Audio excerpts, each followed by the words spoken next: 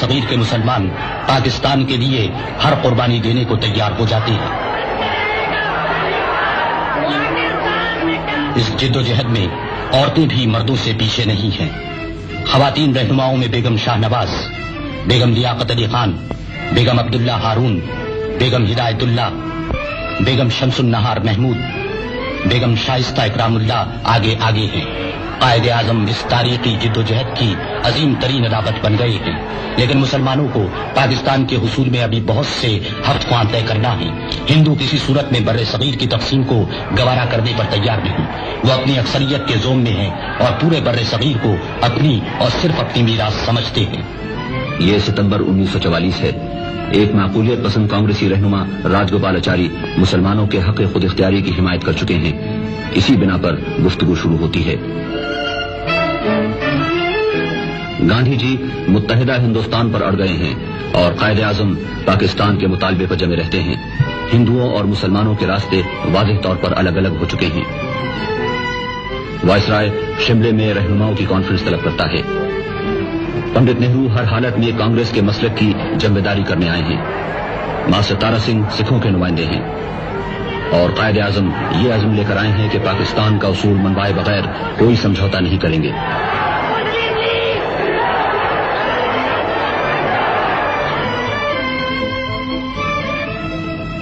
Lord ویول اور رہنماؤں کی بات چیت کا کوئی نتیجہ نہیں نکلتا، لیکن برطانوی حکومت بر صغیر کے سیاسی مستقبل کے بارے میں جلد از جلد کوئی حل تلاش کر لینا چاہتی ہے۔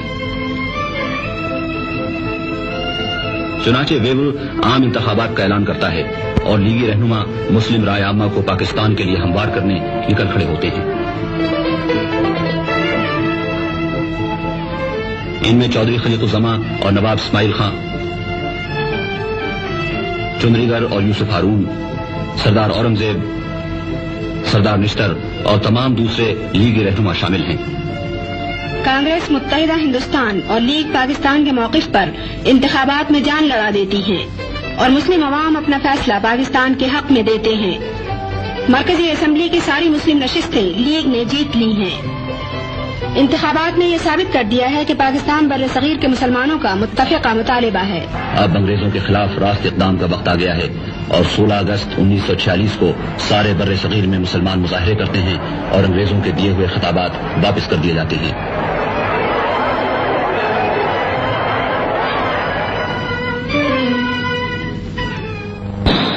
حالات کو سنبھالنے کے لیے حکومت برطانیہ لندن میں کانفرنس بلاتی ہے۔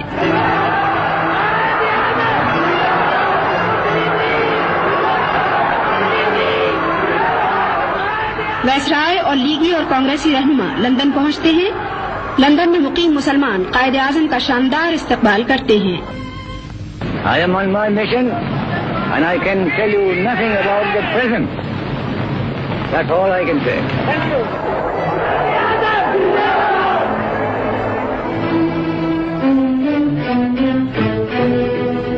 قائد اعظم اور لیاقت علی خان برطانوی وزیر اعظم کے قیامگاہ پر پہنچتے ہیں۔ طویل گفت و شنید کے بعد مسٹر ایٹلی اور ان کی حکومت مشن کے منصوبے کو اس مفہوم کو صحیح بتاتے ہیں جو لیگ نے سمجھا ہے۔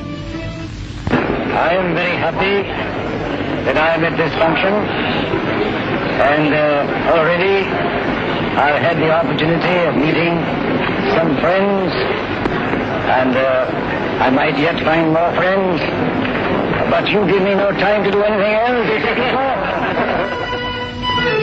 कांग्रेस मिस्टर एटली का फैसला मान लेती है मगर फिर परत जाती है।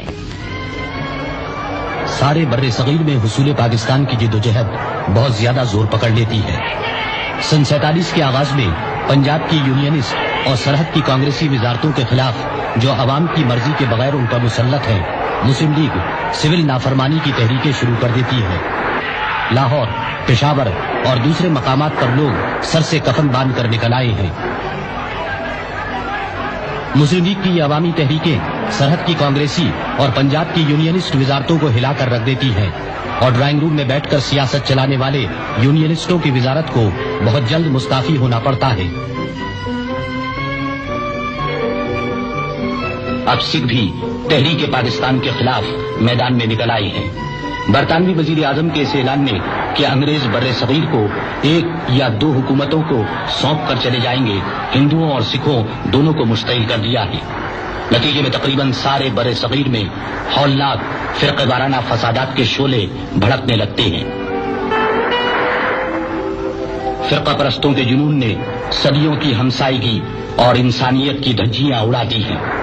इंसान का लहू पानी से भी अर्जा हो गया है और हैरत है कि अब भी कुछ लोग ऐसे मौजूद हैं जो ये समझते हैं कि हिंदू और मुसलमान एक कौम बनकर चैन से रह सकते हैं।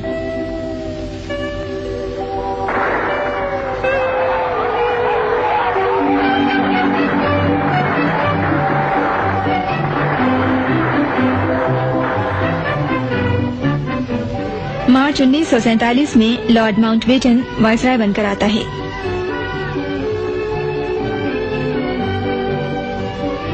लीगी और कांग्रेसी रहनुमाओं से गुफ्तगू के बाद माउंटबेटन वही हल पेश करता है जिस पर कायदे आजम इतने अरसे से जोर देते चले आ रहे हैं, यानी बरे सगीर की तकसीम। कायदे आजम बरे सगीर की वो तकसीम चाहते हैं जिसका लीग ने सन 46 में मुतालिबा किया था, लेकिन कांग्रेस एक एक इंच जमीन के लिए लड़ती है और अंग्रेजों की जानिबदारी और जल्दबाजी हिंदुओं को फायदा पहुंचाती है। 3 जून सन 47 को माउंटबेटन अपने मंसूबे का ऐलान करता है।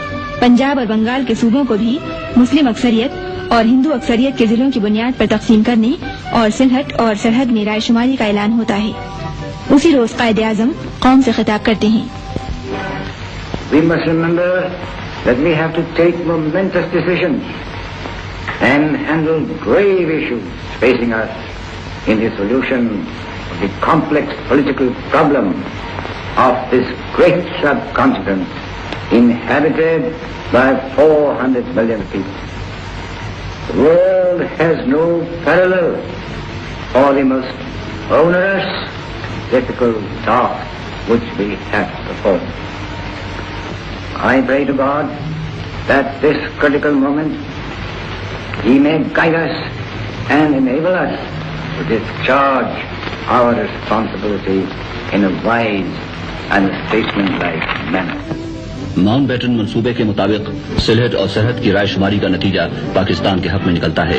पाकिस्तान का होने वाला दारुल हुकूमत कराची नई जिम्मेदारियां संभालने की तैयारियां शुरू कर देता है। आखिरकार 14 अगस्त सन 1947 को मुसलमान अपनी जिद्दोजहद और कुर्बानियों का समरा हासिल कर लेते हैं। बर्रे सगीर में उनका अपना वतन वजूद में आ गया है। नामजद वजीर आजम लियाकत अली खां इस पाक वतन की सरजमीन पर उस शख्स के इस्तकबाल की तैयारी में है जो इस वतन का मेमार और इसकी अजमत का सबसे बड़ा अलमबरदार है।